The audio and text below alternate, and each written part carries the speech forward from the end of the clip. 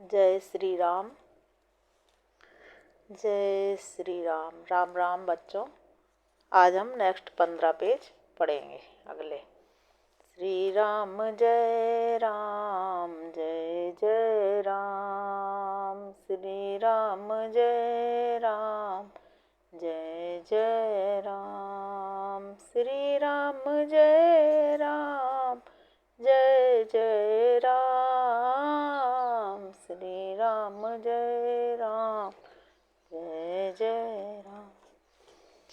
यद्यपि प्रभु श्री रामचंद्र जी की प्रभुता को सब ऐसी ही जानते हैं, तथापि कहे बिना कोई नहीं रहा। इसमें वेद ने ऐसा कारण बताया है कि भजन का प्रभाव बहुत तरह से कहा गया है, अर्थात भगवान की महिमा का पूरा वर्णन तो कोई कर नहीं सकता, परंतु जिससे जितना बन पड़े उतना भगवान का गुणगान करना चाहिए, क्योंकि भगवान के गुणगान रूपी भजन का प्रभाव बहुत ही अनोखा है। उसको नाना प्रकार से शास्त्रों में वर्णन है। थोड़ा सा भी भगवान का भजन मनुष्य को सहज ही भवसागर से तार देता है। एक जो परमेश्वर एक है, जिनकी कोई इच्छा नहीं है, जिनका कोई रूप और नाम नहीं है, जो अजन्मा सच्चिदानंद और परम धाम है और जो सब में व्यापक एवं विश्वरूप है, उन्हीं भगवान ने दिव्य शरीर धारण करके नाना प्रकार की लीला की है।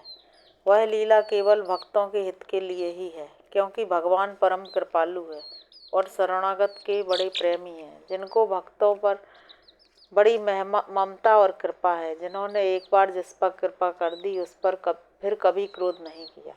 वे प्रभु श्री रघुनाथ जी गई हुई वस्तु को फिर प्राप्त कराने वाले, गरीब निवाज, दीन बंधु, सरल स्वभाव, सर्वशक्तिमान और सबके स्वामी हैं। यही समझकर बुद्धिमान लोग उन श्री हरि का यश वर्णन करके अपनी वाणी को पवित्र और उत्तम फल देने वाली बनाते हैं। उसी बल से मैं श्री रामचंद्र जी के चरणों में शीर्ष नवाकर श्री रघुनाथ जी के गुणों की कथा कहूँगा। इसी विचार से मुनियों ने पहले हरि की कीर्ति गाई है। भाई, उसी मार्ग पर चलना मेरे लिए सुगम होगा। जो अत्यंत बड़ी श्रेष्ठ नदियाँ हैं, यदि राजा उन पर पुल बंधा देता है तो अत्यंत छोटी चींटियाँ भी उन पर चढ़कर बिना ही परिश्रम के पार चली जाती हैं। इस प्रकार मन को बल दिखलाकर मैं श्री रघुनाथ जी की सुहावनी कथा की रचना करूँगा। व्यास आदि जो अनेक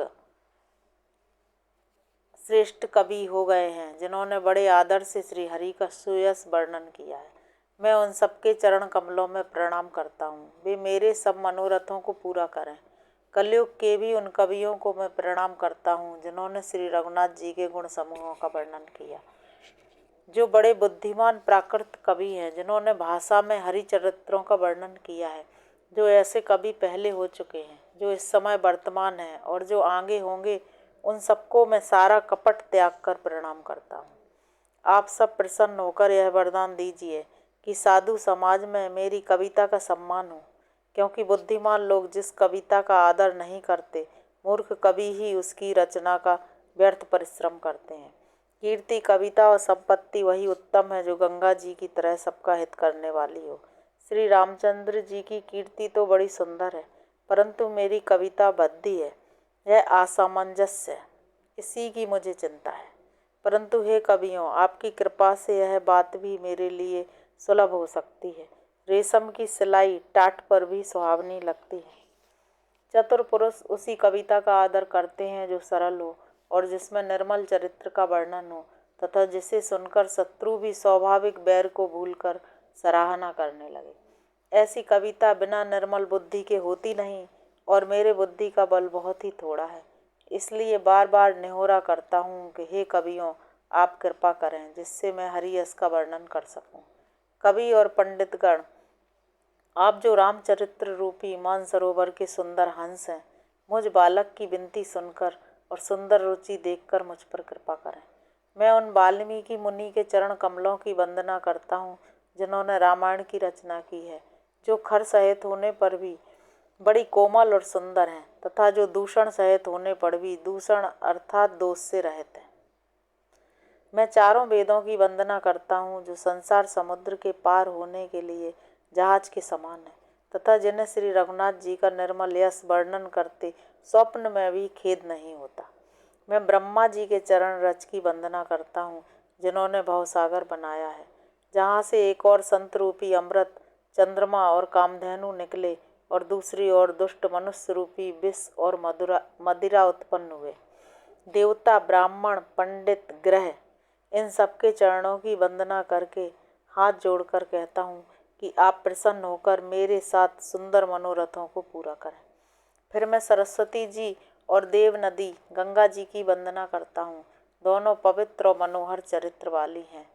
एक स्नान करने और जल पीने से पापों को हरती है और दूसरी गुण और यश कहने से और सुनने से अज्ञान का नाश कर देती है। श्री महेश और पार्वती को मैं प्रणाम करता हूँ, जो मेरे गुरु और माता पिता हैं, जो दीन बंधु और नित्य दान करने वाले हैं, जो सीतापति श्री रामचंद्र जी के सेवक, स्वामी और सखा हैं तथा मुझ तुलसीदास का सब प्रकार से कपट रहित हित करने वाले हैं, जिनसे पार्वती ने कलयुग को देखकर जगत के हित के लिए सावर मंत्र समूह की रचना की।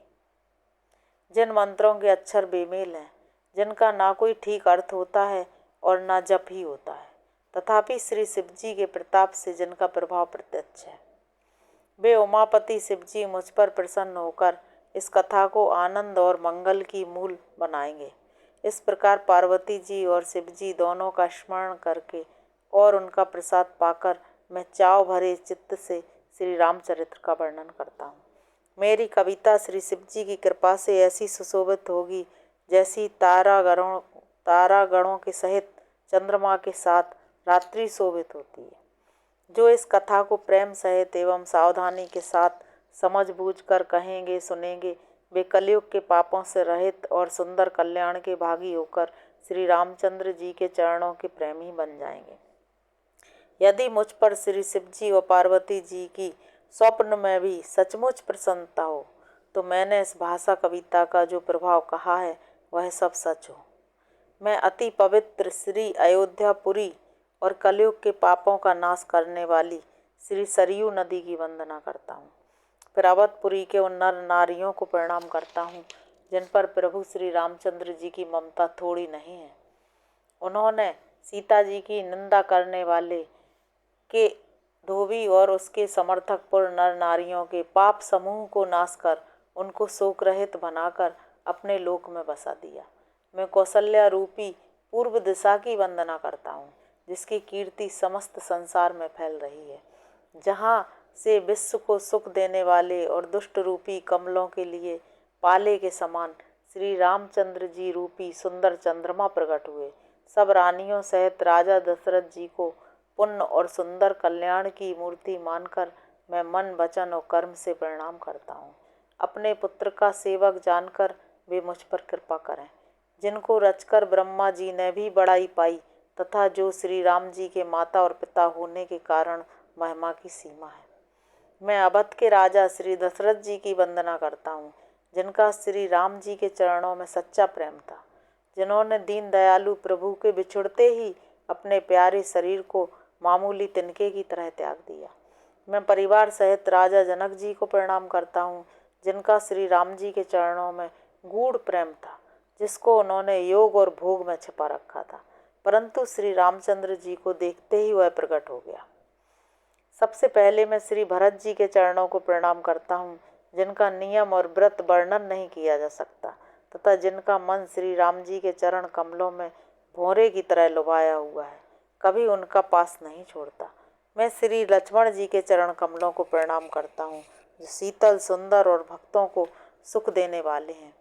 श्री रघुनाथ जी की कीर्ति रूपी विमल पताका में जिनका यश दंड के समान हुआ, जो 1000 सिर वाले और जगत के कारण शेष जी हैं, जिन्होंने पृथ्वी का भय दूर करने के लिए अवतार लिया, वे गुणों की खान, कृपा सिंधु, सुमित्रा नंदन श्री लक्ष्मण जी मुझ पर सदा प्रसन्न रहें। मैं शत्रुघ्न जी के चरण कमलों को भी प्रणाम करता हूँ, जो बड़े वीर, सुशील और श्री भरत जी के पीछे चलने वाले हैं। मैं महावीर श्री हनुमान जी की विनती करता हूँ, जिनके यश का श्री रामचंद्र जी ने स्वयं वर्णन किया है। मैं पवन कुमार श्री हनुमान जी को प्रणाम करता हूँ, जो दुष्ट रूपी बन के भस्म करने के लिए अग्नि रूप हैं, जो ज्ञान की घन मूर्ति हैं और जिनके हृदय रूपी भवन में धनुष बाण धारण किए श्री राम जी निवास करते हैं। बानरों के राजा सुग्रीव जी, रीछों के राजा जाम्बान जी, राक्षसों के राजा विभीषण जी और अंगद जी आदि जितना वानरों का समाज है, सबके सुंदर चरणों की मैं वंदना करता हूँ, जिन्होंने अधम शरीर में भी श्री रामचंद्र जी को प्राप्त कर लिया। पशु पक्षी देवता मनुष्य असुर समेत जितने श्री राम जी के चरणों के उपासक हैं, मैं उन सबके चरण कमलों की वंदना करता हूँ, जो श्री राम जी के निष्काम सेवक हैं।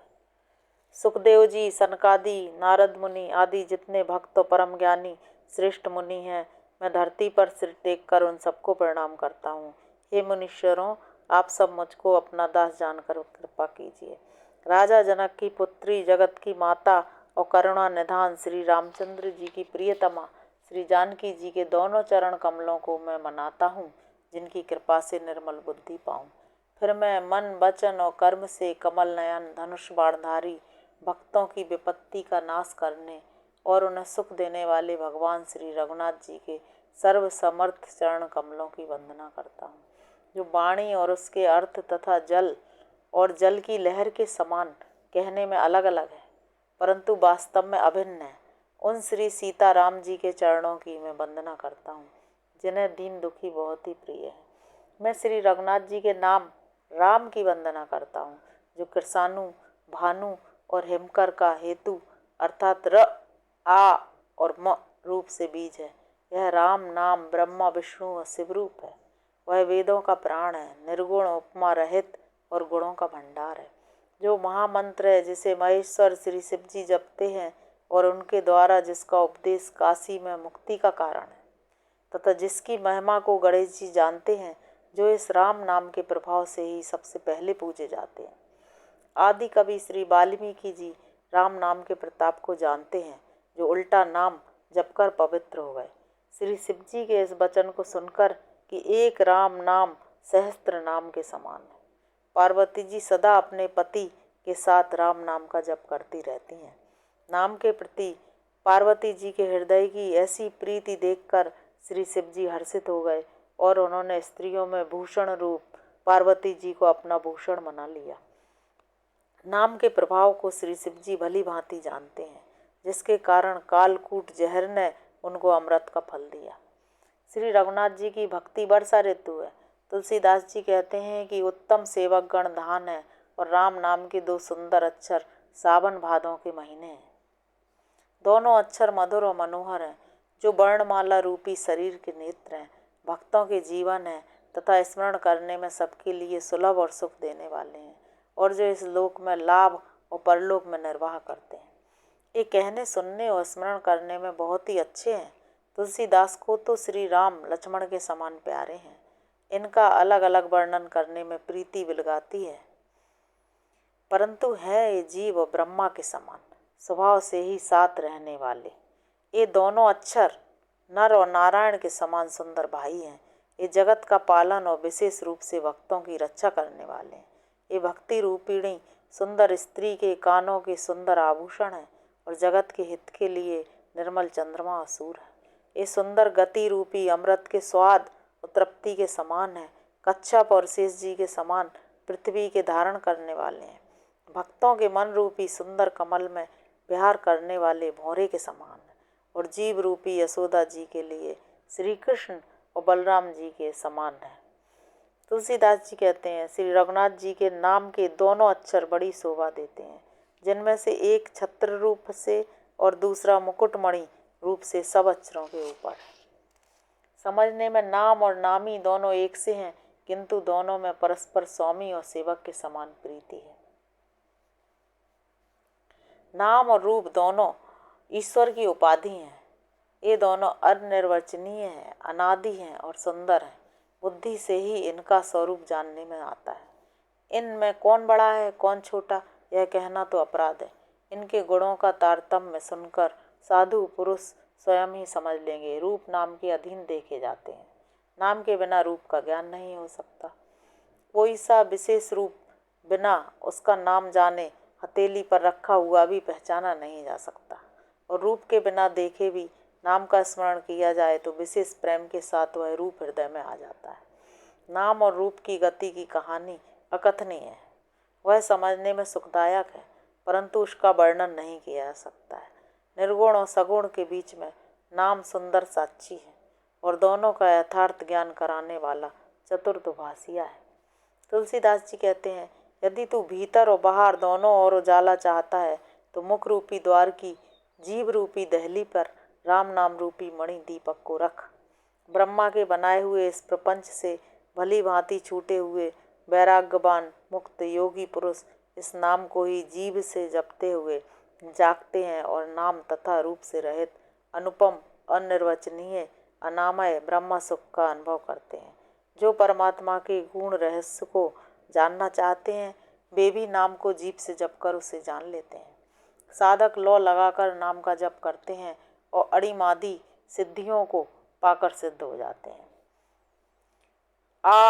आर्त भक्त नाम जप करते हैं तो उनके बड़े भारी बुरे बुरे संकट मिट जाते हैं और वे सुखी हो जाते हैं। जगत में 4 प्रकार के अर्थार्थी, धनादि की चाह से भजने वाले, आर्त संकट की निवृत्ति के लिए भजने वाले, जिज्ञासु भगवान को जानने की इच्छा से भजने वाले, ज्ञानी भगवान को तत्व से जानकर स्वाभाविक ही प्रेम से भजन वाले राम भक्त हैं। और चारों ही पुण्यात्मा पाप रहित और उदार हैं। चारों ही चतुर भक्तों को नाम का ही आधार है। इनमें ज्ञानी भक्त प्रभु को विशेष रूप से प्रिय है। यूँ तो चारों युगों में और चारों ही वेदों में नाम का प्रभाव है, परंतु कलयुग में विशेष रूप से है। इसमें तो दूसरा कोई उपाय ही नहीं है। जो सब प्रकार की कामनाओं से रहित और श्री राम भक्ति के रस में लीन है, उन्होंने भी नाम के सुंदर प्रेम रूपी अमृत के सरोवर में अपने मन को मछली बना रखा है। निर्गुण और सगुण ब्रह्मा के 2 स्वरूप हैं। ये दोनों ही अकथनीय, अथाह, अनादि और अनुपम है। मेरी सम्मति में नाम इन दोनों से बड़ा है, जिसने अपने बल से दोनों को अपने बस में कर रखा है। सज्जनगण इस बात को मुझदास की ढिठाई या केवल काव्योक्ति न समझें। मैं अपने मन के विश्वास, प्रेम और रुचि की बात कहता हूँ। दोनों प्रकार के ब्रह्म का ज्ञान अग्नि के समान है। निर्गुण उस अप्रकट अग्नि के समान है जो काठ के अंदर है परंतु दिखती नहीं, और सगुण उस प्रकट अग्नि के समान है जो प्रत्यक्ष दिखती है। दोनों ही जानने में बड़े कठिन है, परंतु नाम से दोनों सुगम हो जाते हैं। इसी से मैंने नाम को ब्रह्म से और राम से बड़ा कहा है। ब्रह्म व्यापक है, एक है, अविनाशी है, सत्ता, चैतन्य और आनंद की धनराशि है। ऐसे विकार रहित प्रभु के हृदय में रहते भी जगत के सब जीव दीन और दुखी हैं। नाम का निरूपण करके, नाम का जतन करने से वही ब्रह्म ऐसे प्रकट हो जाता है जैसे रत्न के जानने से उसका मूल। इस प्रकार निर्गुण से नाम का प्रभाव अत्यंत बड़ा है। सब अब अपने विचार के अनुसार कहता हूँ कि नाम राम से भी बड़ा है। श्री रामचंद्र जी ने भक्तों के हित के लिए मनुष्य शरीर धारण करके स्वयं कष्ट सहकर साधुओं को सुखी किया, परंतु भक्तगण प्रेम के साथ नाम का जप करते हुए सहज ही में आनंद और कल्याण के घर हो जाते हैं। श्री राम जी ने एक तपस्वी की स्त्री को ही तारा, परंतु नाम ने करोड़ों दुष्टों की बिगड़ी बुद्धि को सुधार दिया। श्री राम जी ने ऋषि विश्वामित्र के हित के लिए एक सुकेतु यक्ष की कन्या ताड़का की सेना और पुत्र सहित समाप्ति की, परंतु नाम अपने भक्तों के दोष, दुख और दुराशाओं का इस तरह नाश कर देता है जैसे सूर्य रात्रि का। श्री राम जी ने तो स्वयं शिव जी के धनुष को तोड़ा, परंतु नाम का प्रताप ही संसार के सब भयों का नाश करने वाला है। प्रभु श्री राम जी ने दंडक वन को सुहावना बनाया, परंतु नाम ने असंख्य मनुष्यों के मनों को पवित्र कर दिया। श्री रघुनाथ जी ने राक्षसों के समूह को मारा, परंतु नाम तो कलयुग के सारे पापों की जड़ उखाड़ने वाला है। श्री रघुनाथ जी ने तो सबरी, जटायु आदि उत्तम सेवकों को ही मुक्ति दी, परंतु नाम ने अगणित दुष्टों का उद्धार किया। नाम के गुणों की कथा वेदों में प्रसिद्ध है। श्री राम जी ने सुग्रीव व विभीषण 2 को ही अपने शरण में रखा, यह सब कोई जानते हैं, परंतु नाम ने अनेक गरीबों पर कृपा की है। नाम का यह सुंदर बिरध लोक और वेद में विशेष रूप से प्रकाशित है। श्री राम जी ने तो भालू और बंदरों की सेना बटोरी और समुद्र पर पुल बांधने के लिए थोड़ा परिश्रम नहीं किया, परंतु नाम लेते ही संसार समुद्र सूख जाता है। सज्जनगण, मन में विचार कीजिए कि दोनों में कौन बड़ा है। श्री रामचंद्र जी ने कुटुंब सहित रावण को युद्ध में मारा, तब सीता सहित उन्होंने अपने नगर में प्रवेश किया। राम राजा हुए, अवध उनकी राजधानी हुई, देवता और मुनि सुंदर वाणी से जिनके गुण गाते हैं, परंतु सेवक भक्त प्रेम पूर्वक नाम के स्मरण मात्र से बिना परिश्रम मोह की प्रबल सेना को जीतकर प्रेम में मग्न हुए अपने ही सुख में विचारते हैं। नाम के प्रसाद से उन्हें सपने में भी कोई चिंता नहीं सताती। इस प्रकार नाम ब्रह्म और राम दोनों से बड़ा है। यह वरदान देने वालों को भी वर देने वाला है। श्री शिव जी ने अपने हृदय में यह जानकर ही 100 करोड़ रामचरित्र में से इस राम नाम को ही ग्रहण किया। नाम ही के प्रसाद से शिव जी अविनाशी हैं और अमंगल वेश वाले होने पर भी मंगल की राशि हैं। सुखदेव जी और सनकादि सिद्ध मुनि योगी गण नाम के ही प्रसाद से ब्रह्मानंद को भोगते हैं। नारद जी ने नाम के प्रताप को जाना है। हरि सारे संसार को प्यारे हैं और आप हरि और हर दोनों को प्रिय हैं। नाम के जपने से प्रभु ने कृपा की, जिससे प्रहलाद भक्त शिरोमणि हो गए। ध्रुव जी ने गिलानी से हरि नाम को जपा और उसके प्रताप से अचल अनुपम स्थान प्राप्त किया। हनुमान जी ने पवित्र नाम का स्मरण करके श्री राम जी को अपने बस में कर रखा है। नीच अजामिल गज और गणिका भी श्री हरि के नाम के प्रभाव से मुक्त हो गए। मैं नाम की बड़ाई कहाँ तक कहूँ, राम भी नाम के गुणों को नहीं गा सकते। कलयुग में राम का नाम कल्पतरु और कल्याण का निवास है, जिसको स्मरण करने से भांगसा तुलसीदास तुलसी के समान हो गया। चारों युगों में, तीनों कालों में और तीनों लोकों में नाम को जप कर जीव शोक रहित हुए हैं। वेद पुराण और संतों का मत यही है कि समस्त पुण्यों का फल श्री राम जी में प्रेम होना है। पहले युग में ध्यान से, दूसरे युग में यज्ञ से और द्वापर में पूजन से भगवान प्रसन्न होते हैं, परंतु कलयुग में केवल पाप की जड़ और मलिन है। इसमें मनुष्यों का मन पाप रूपी समुद्र में मछली बना हुआ है। ऐसे कराल काल में तो नाम ही कल्पवृक्ष है, जो स्मरण करते ही संसार के सब जंजालों का नाश कर देने वाला है। कलयुग में यह राम नाम मनोवांछित फल देने वाला है। परलोक का परम हितैषी और इस लोक का माता पिता है, अर्थात परलोक में भगवान का परम धाम देता है और इस लोक में माता पिता के समान सब प्रकार से पालन और रक्षण करता है। कलयुग में न कर्म है, न भक्ति है, न ज्ञान ही है, राम नाम ही एक आधार है।